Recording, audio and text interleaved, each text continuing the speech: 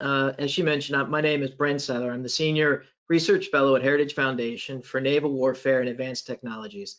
And in the current events that we're seeing in the South China Sea, I'm very proud to introduce Ambassador Brathwaite, who was the last Navy Secretary of the Navy, to discuss an idea I think that's very timely, and that is the resurrecting of the First Fleet and the thinking and the thought process behind that. But first, a little background on the ambassador himself. Ambassador Kenneth Brathwaite joins us today to discuss the reestablishment of First Fleet, which has a long and illustrious history, but it's coming back to us in a new and an updated format that's very timely for great power competition. He is particularly well placed to discuss this timely topic, given he was responsible for bringing the idea forward last fall while the 77th Secretary of the Navy. His rationale, which we will learn more about this morning, was informed by a career of military service, political life, and leadership in business. A native of Livonia, Michigan, and a graduate of the U.S. Naval Academy in 1994, and has advanced degrees from the University of Pennsylvania, Naval War College, and the Air and Command Staff College. Prior to being the last Secretary of the Navy, he was ambassador to Norway from 2018 to 2020, a country and ally that plays a particularly important role in great power competition, not only with Russia in the North Atlantic, but increasingly with China in the Arctic. An aviator with combat experience, Ambassador Brathwaite is also expert in the art of strategic communications, attaining the rank of Rear Admiral and retiring as the Chief of the Navy's public affairs. While always a patriot and dedicated public servant, he has also been an effective business leader as well as active in politics, insights which have served him and the U.S. Navy well while Secretary of the Navy.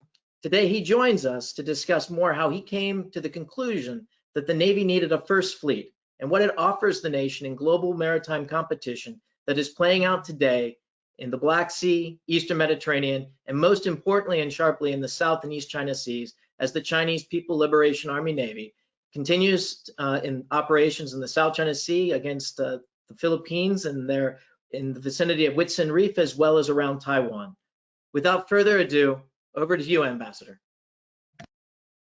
Thanks, Brent, very much. And about the only thing that I have to correct you on, because if there's any of my classmates out there listening, you lowered my age by about 10 years because I'm class of 1984 from the U.S. Naval Academy, and those the gals and guys out there would be upset if I didn't correct the record for that. But real pleasure to be with you, shipmate. And as you and I have discussed, I am extremely pleased to be here with you today. Extremely pleased with the work that you and the foundation has done to advance the naval interests of the United States. First Fleet, wow, so where do you begin? I begin as both a uniformed member of the United States Navy as well as a businessman. And what I learned in business was that every once in a while, it's good to take the ship and turn into the wind and drop the anchor and assess your place in the market space. How are you aligned to your competitors? How do you ensure that you have the right number of bosun's mates, the right number of engineers aboard?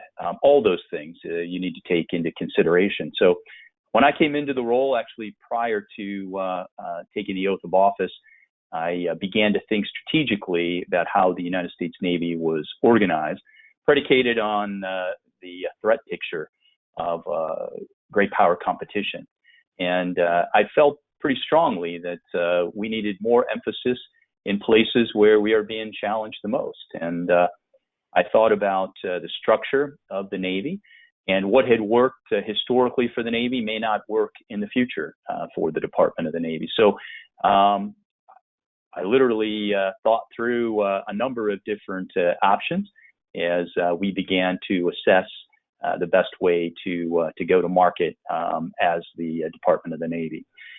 One of those ideas was came back to Fleet Forces Command, which was a concept initiated back in 2001 by then CNO Vern Clark to create standardization across the Department of the Navy, and which in 2001 made a lot of sense. We had come out of an era of the Cold War. We really didn't have that kind of great power competitor anymore. And creating that kind of standardization and understanding how the Navy could go to market made a lot of sense. However, as everything, change is one of those things that is inevitable, and one of those things that I believe to be a good professional in any space that you're in, you have to embrace it and embrace it openly. So we find, as I have learned, I'm a bit of a history nerd. A lot of the vectors for the future are found in the lessons of the past. So the Navy had great success going to sea with two fleets, an Atlantic fleet and a Pacific fleet. And with new pressures in the Atlantic from Russia, I felt it very important to resurrect the Atlantic fleet. But before I did that, I thought about the numbered fleets, because historically the numbered fleets have been the operational fleets. They've been the at-sea units that have actually done the work at the tip of the spear. And when I assessed our laydown in the Pacific and thinking about the 7th Fleet and its area of responsibility, I thought it was just too great. And then discussions with some of my peers, colleagues, and mentors, I thought that bringing back the 1st Fleet and reorienting it to the Indo-Pacific space, focused more towards the West and into the Indian Ocean, made a lot of sense.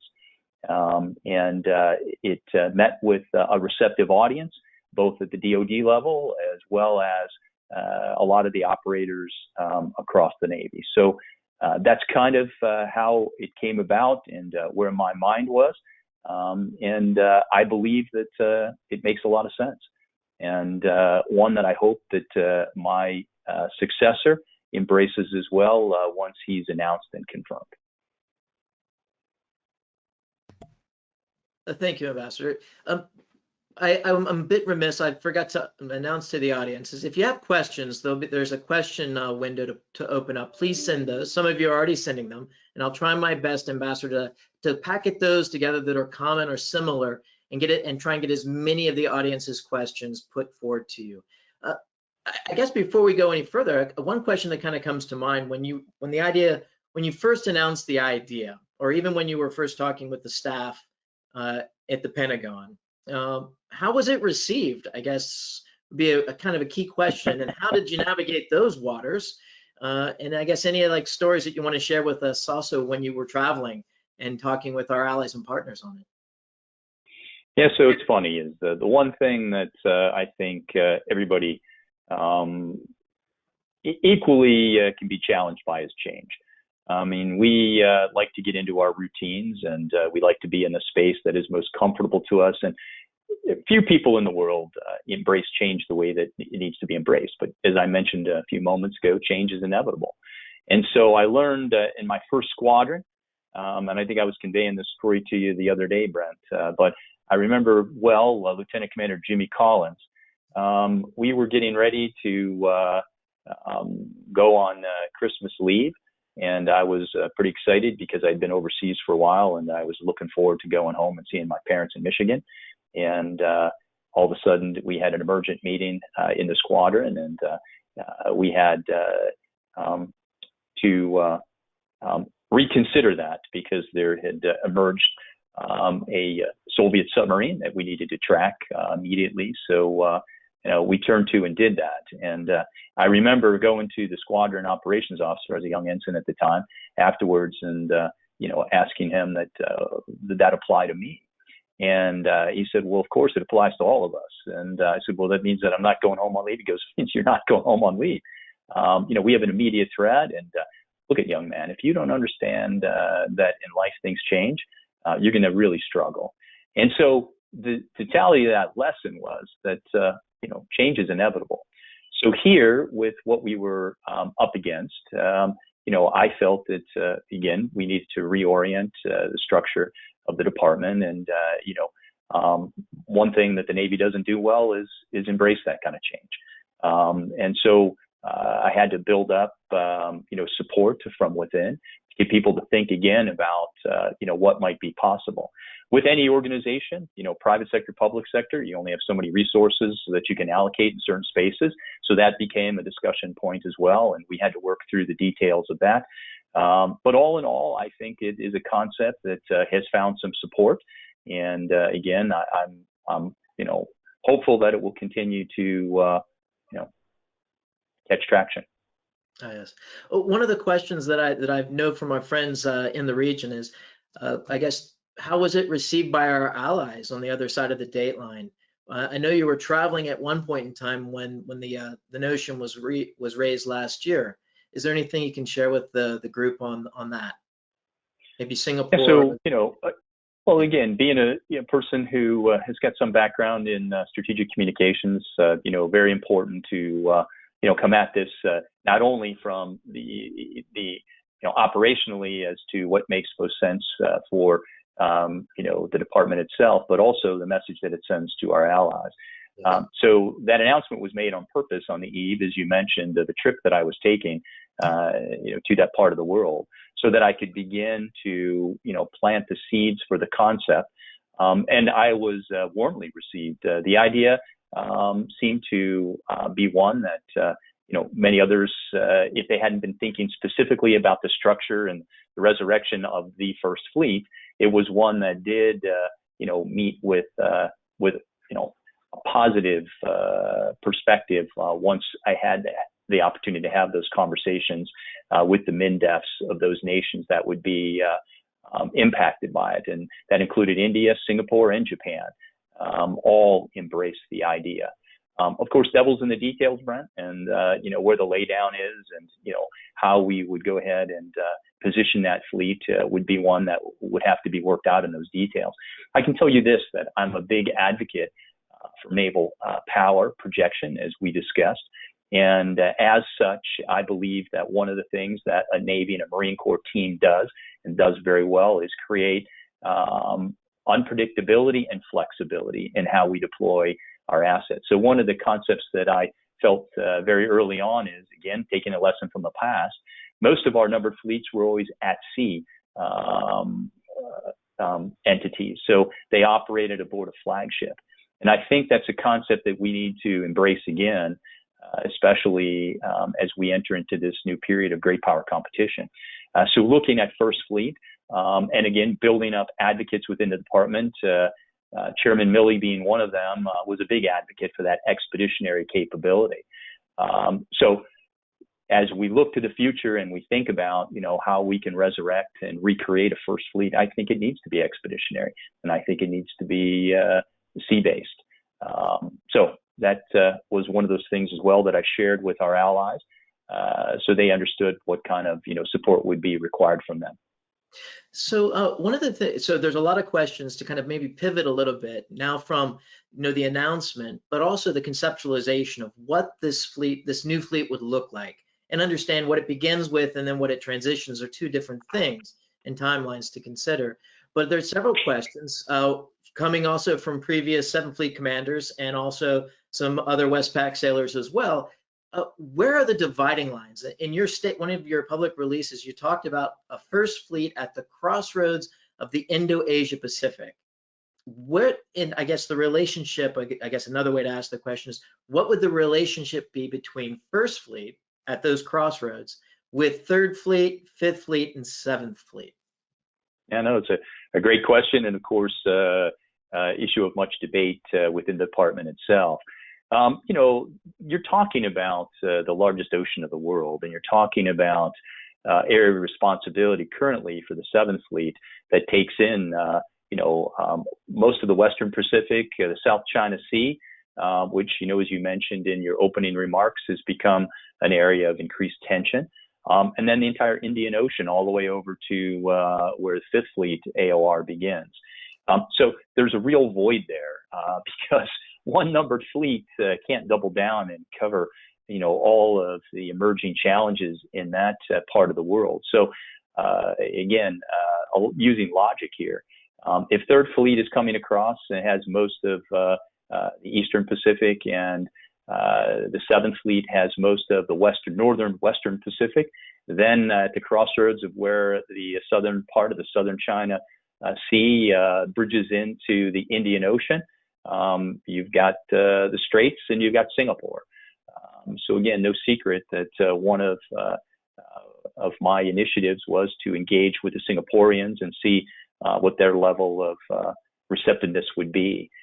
As we know, they have built a pretty significant naval base there in Jiangxi, And they did that after we moved out of the Philippines in the early 1990s, predicated on the belief that they could host a larger footprint of U.S. Navy vessels if that requirement emerged.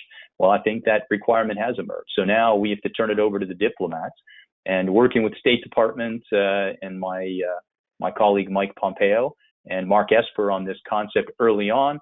That was an initiative that was being carried out in tandem. But I also believe that if we don't put the thought out there, we don't inject it into the public space and get people thinking about it, then, we're not advancing the concept. And so you can do a lot of work behind the curtain, but you sometimes have got to get your thoughts out there so people can begin to debate it.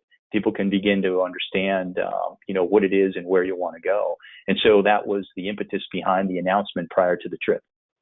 No, that's a very good, I think a very important point also for the audience is that if it was, I guess, left to be fully developed and matured behind closed doors, it probably would have never matured or developed behind closed doors, so to speak. You had to kick it off.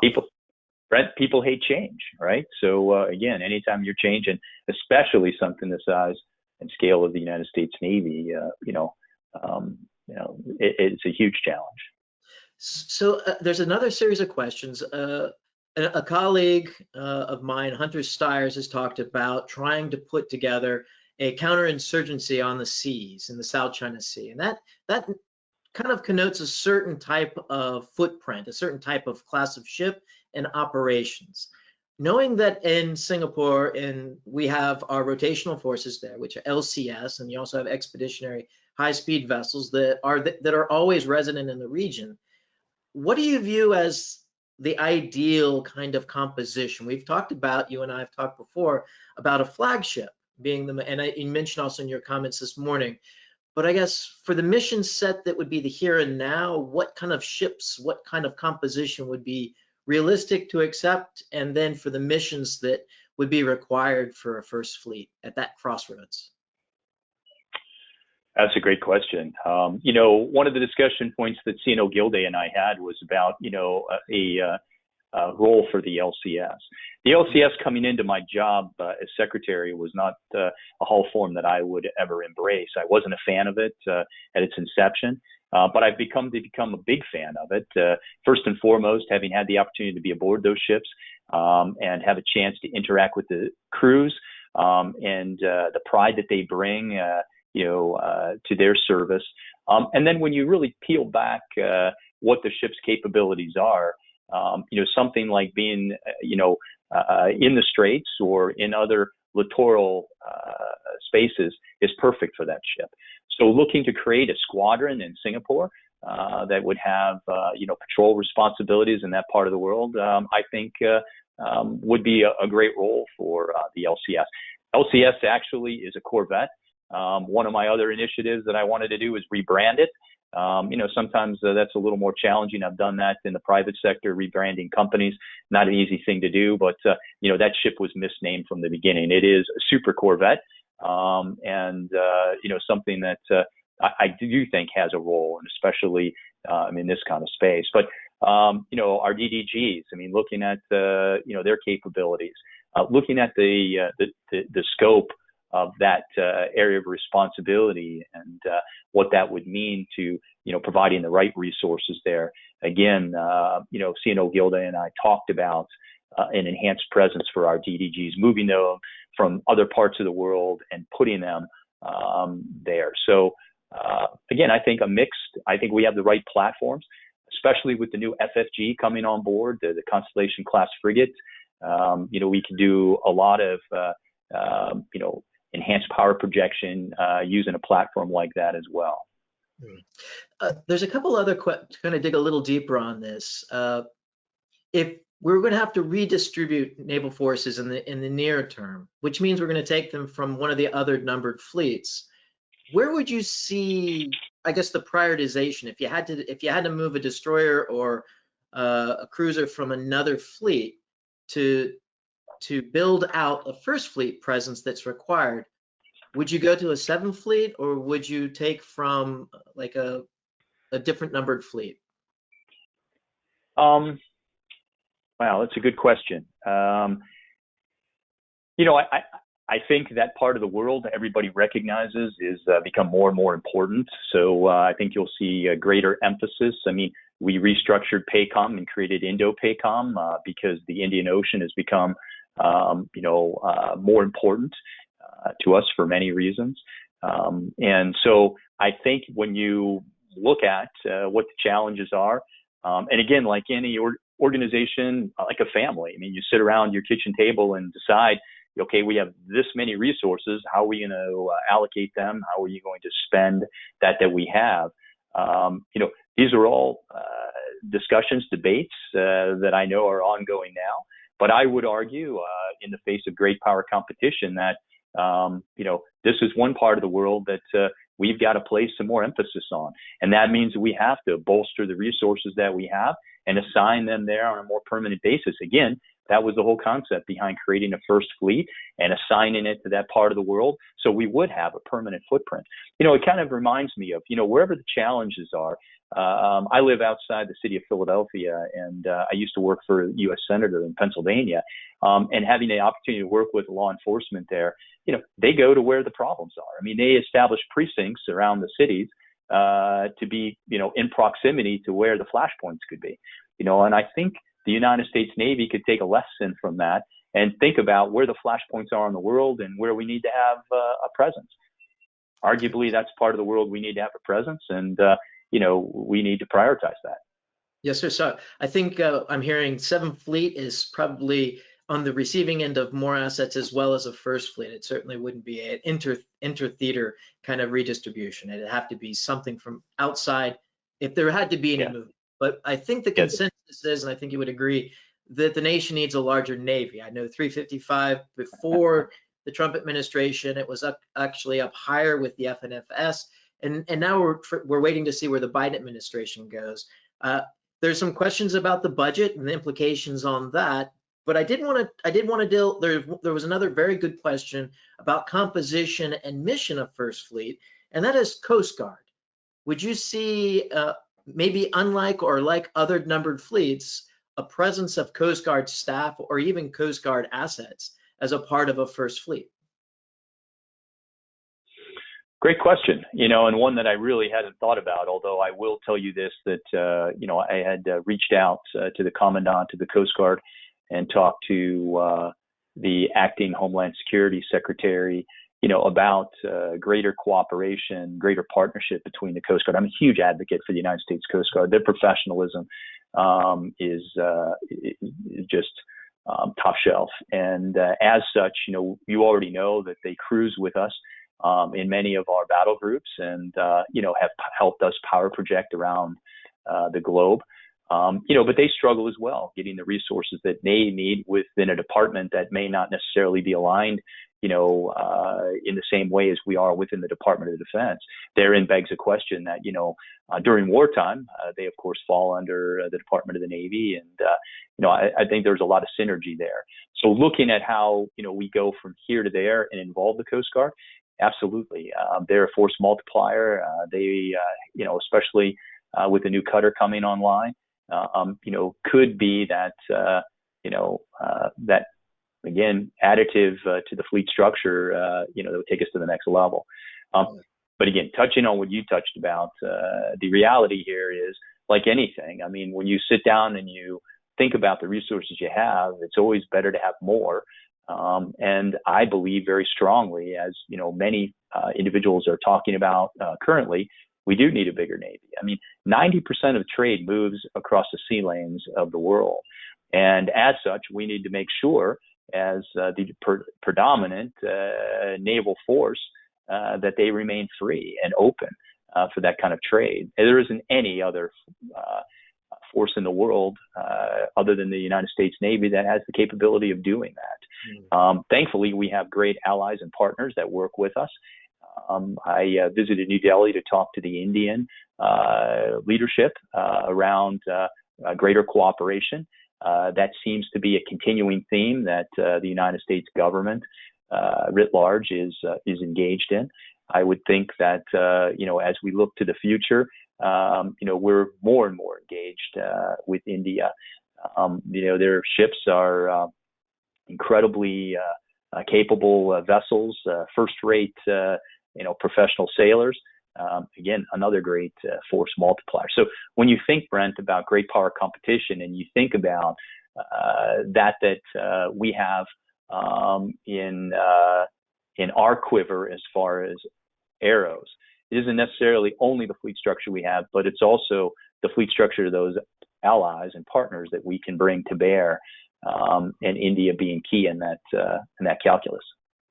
So there's been some interesting developments in the last year. You've got General Miley, who's become, I guess, a navalist, having an Army guy that's become a navalist and arguing as the chairman for more emphasis to the Navy. I guess one of the questions on the audience is any insights as to what brought him around that you could offer? But it seems to be a more broadly accepted conventional wisdom in DC. And any insights as to why, or what's been, I guess, the argument that's won the day to have people that see the Navy as an important, if not the critical lever in great power competition? Well, a couple things here. So I got to tip my hat to my friend and colleague, General Berger, the Commandant of the Marine Corps. He was an incredible visionary. But again, visiting the past to get ideas on what was and what could be again.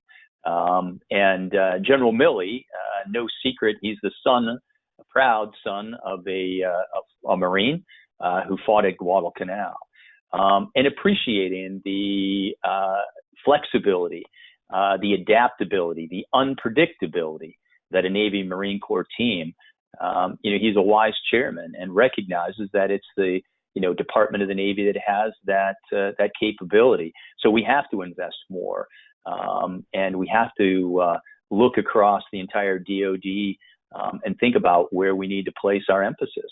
And it comes back to the Department of the Navy. It's kind of funny. My friend Mark Esper is writing a book now, and we were talking about it the other day. And everybody whispered down the lanes, especially within the Department of the Navy, when my name was announced.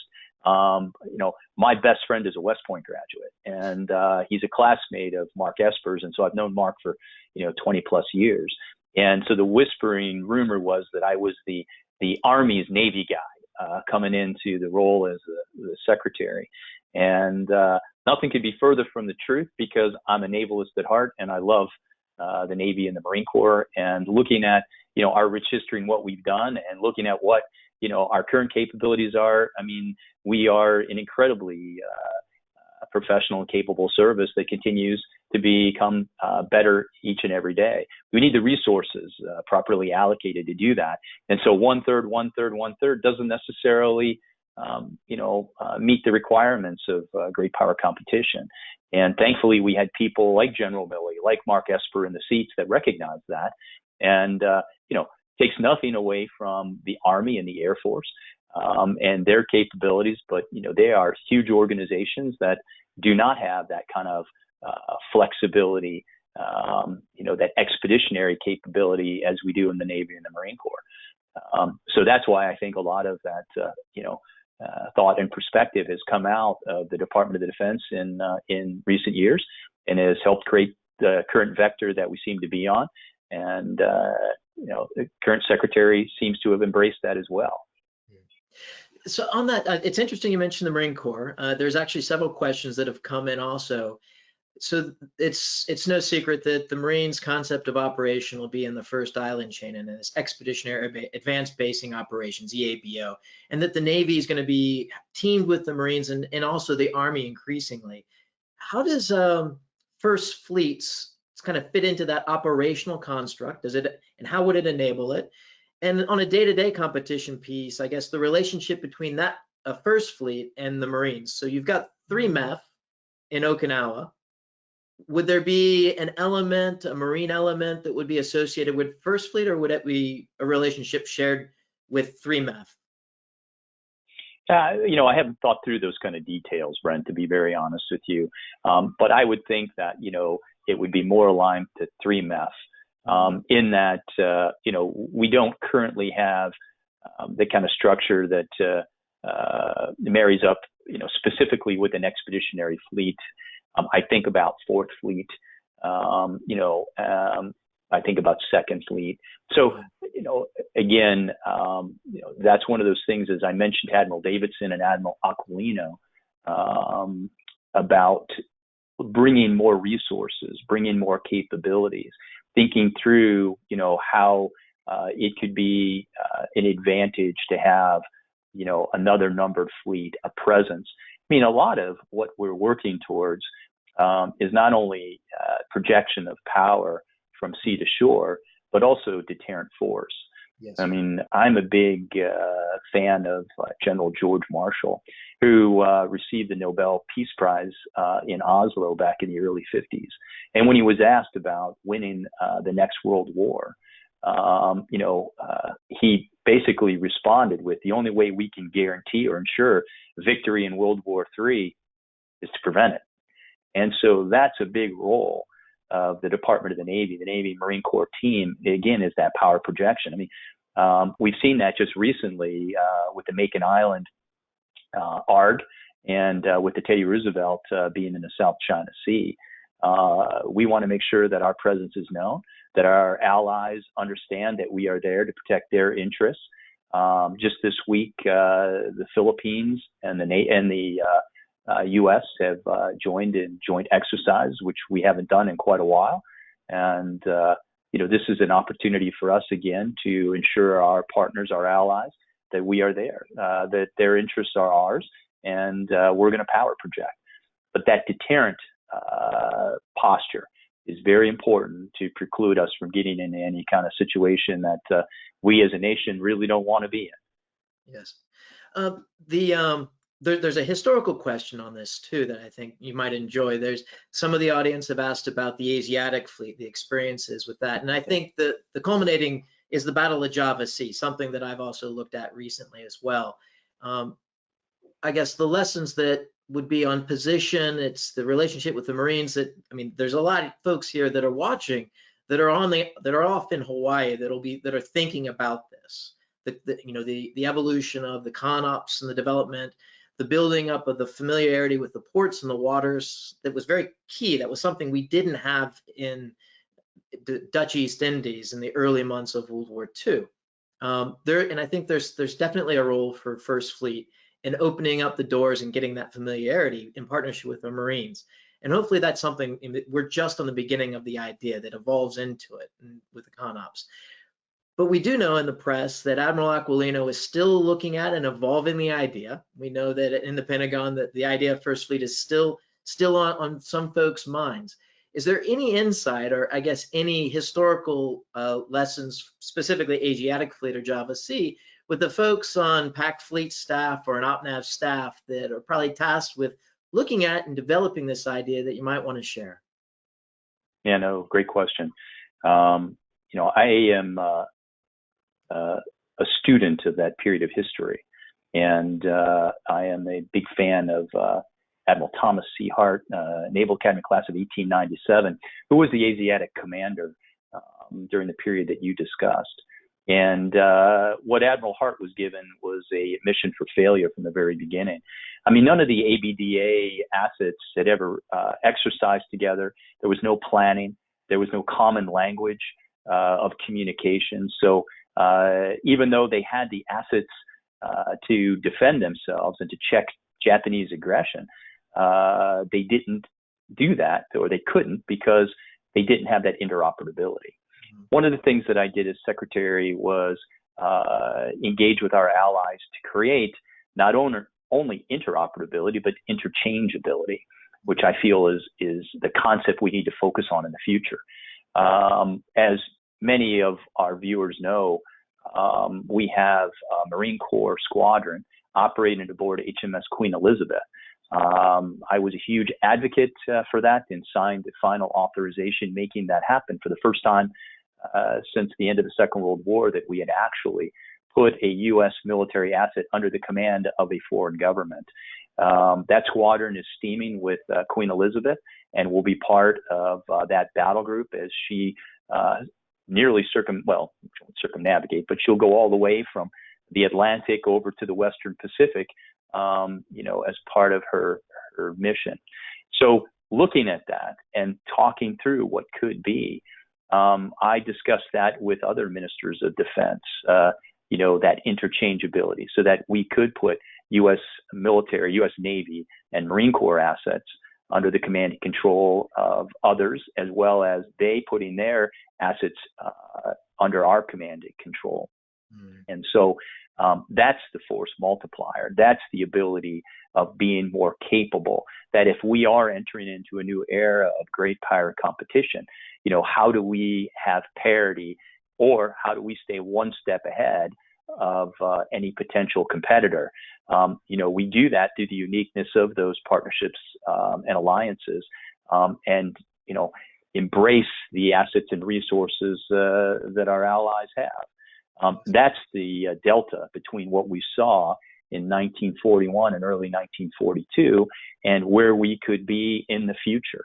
And so, again, those lessons of what we experienced then, we need to make sure that we don't, repeat that an alliance, a partnership, a fleet on paper isn't just that on paper, as it was with ABDA, that it was in fact, or is in fact, something that is operationally capable and can check the aggressive nature of any potential adversary. Yes, sir. We're coming close to the end of our time. There's a few more questions that are coming in the audience. If you've got any final thoughts or questions, I would get them in now. This is probably the second to last. I'm not going away unless the good Lord decides I'm going away. So, I'm interested in Sure. in future discussions about this as well, because I believe that the United States Navy needs to look at our current structure, and we need to place our assets and resources where they're going to do the most good, advancing the interests of our nation. And as we have seen in just the recent weeks, the emergence of potential competitors in that part of the world begs the question that we need a first fleet. This isn't a concept that is something that was half baked. Devils in the details, as always, in figuring out how that's integrated into the current command and control structure. I leave that up to people like my classmate, Chris Aquilino, who is a brilliant strategist and would do very well having that additional resource and asset under his command when he's the new Indo-PACOM commander. So this is probably the final questions. We can go a little longer if your schedule will allow, but again, audience, you get your questions in now, because we're going to be closing off probably in the very near in a few minutes. There's a question about the Ever Given. This was the tanker that turned sideways in the Suez Canal and shut down traffic for about a week. Now, the first fleet at that crossroads of the Indo-Pacific sits at the Straits of Malacca. There's actually several straits that it would be proximate to. Are there any lessons that a first fleet, in formulating it, should take into account of what we learn or what we're seeing on the Suez?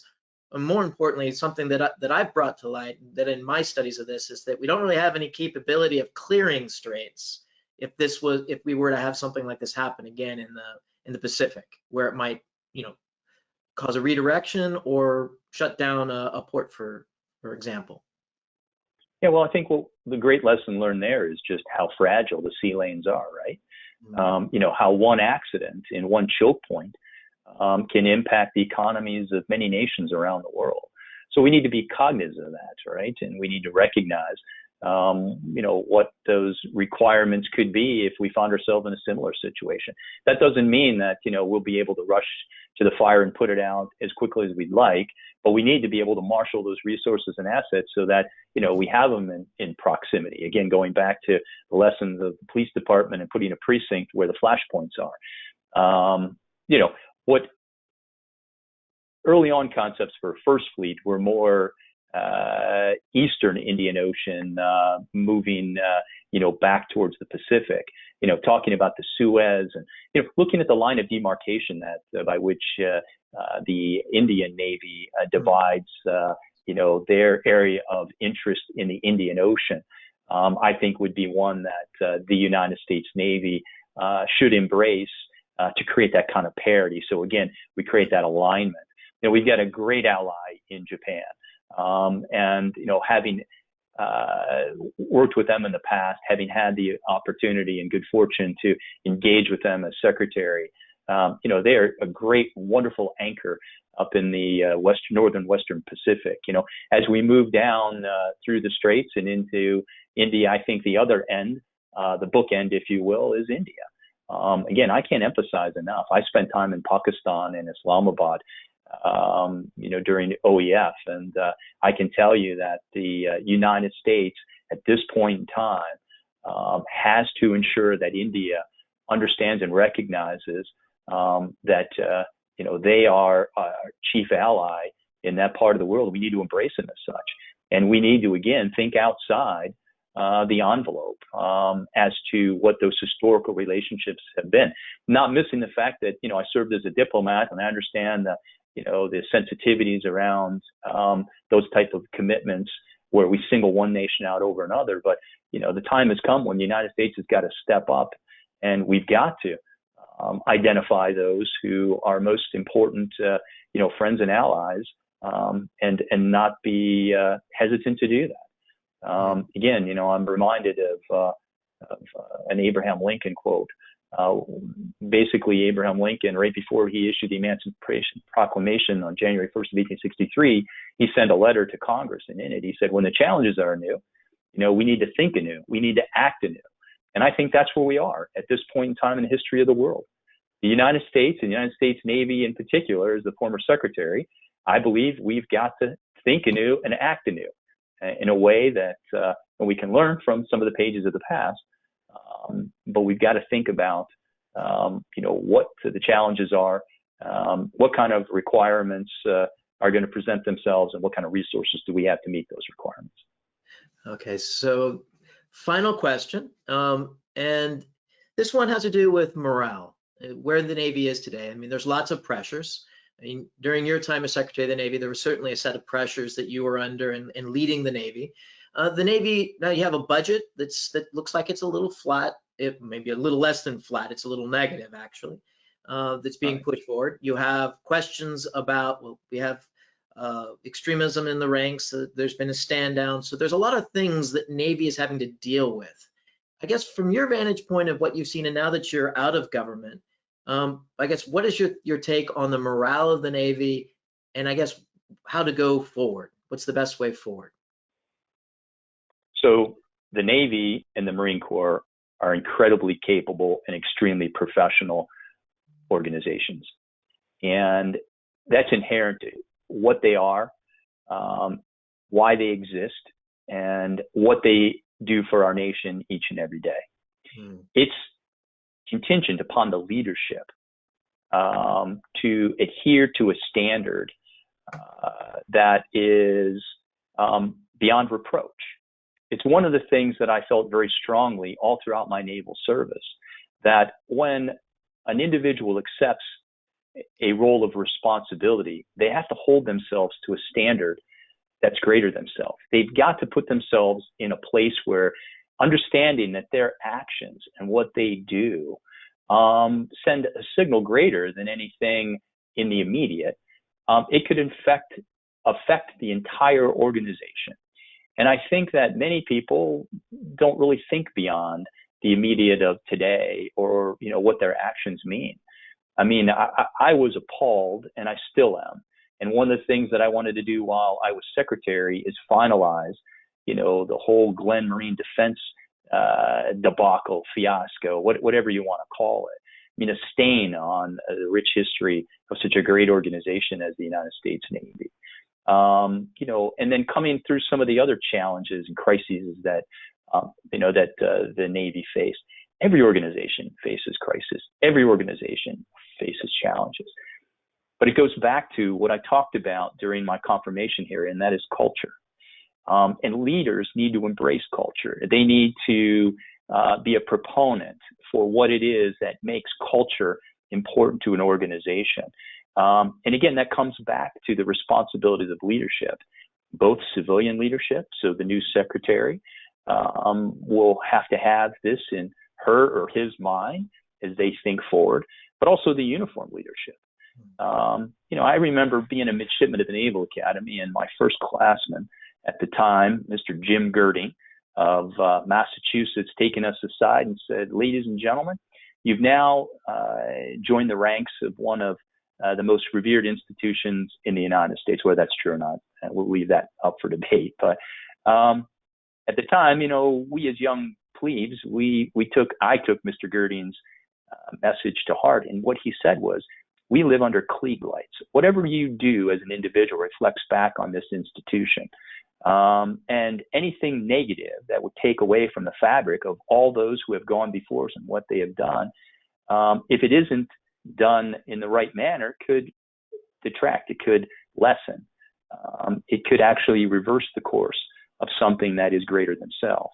And that was the message that I tried to continuously get across, especially amongst the senior leadership of both the Navy and the Marine Corps, that the responsibility that an individual has when they embrace a role as a flag officer or as a civilian leader is contingent upon just that, establishing, strong cultural ties so that trust is established up and down the chain of command.